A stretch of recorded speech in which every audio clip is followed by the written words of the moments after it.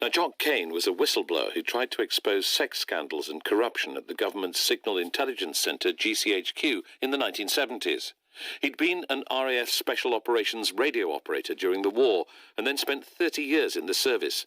But he was very concerned at what he saw as laxness and breaches of security. He took his story to the investigative journalist Duncan Campbell. He'd been recruited as somebody who sat and listened to radios through earphones at listening stations around the world in the years of the Cold War, and he'd been a supervisor of the main listening station that was then in Hong Kong. And I believe it was in Hong Kong that he made particular allegations about laxness. GCHQ had a very large, sprawling site of radio antenna that was mainly listening to China. And one of his strong and astonishing points, which we were able to confirm, is that GCHQ staff systematically, when they arrived, were booked into a hotel run by a member of the local triad gang. And as soon as they got to their beds, they found cards inviting them to call prostitutes. I conducted a campaign for many years trying to alert all authorities up to the highest level and up to Prime Minister level about the dangers to national security in GCHQ, about people involved in corruption. No one wanted to know. And did you believe him straight away? I never believe anyone who walks in straight away. So how did you check him out? I had a great deal of information from other people based on my reporting of the GCHQ and its listening empire, and as you get to know somebody with new information over a series of hours, you gradually wait for them to drop in something that you know already.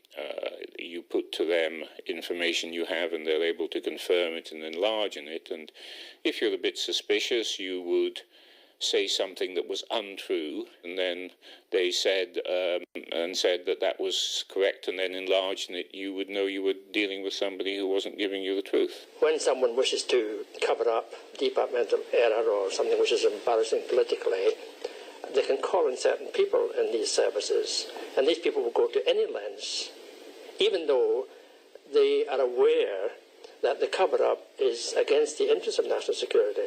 What sort of a character was Jock Kane? Jock Kane was a very fiercely upright Scottish Presbyterian kind of person.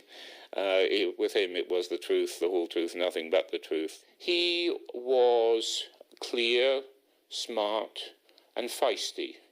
He was very precise. He wouldn't be led to say something that he wasn't saying or didn't think he knew from his own knowledge. He had that strong, clear, upright sense of Scots upbringing about him.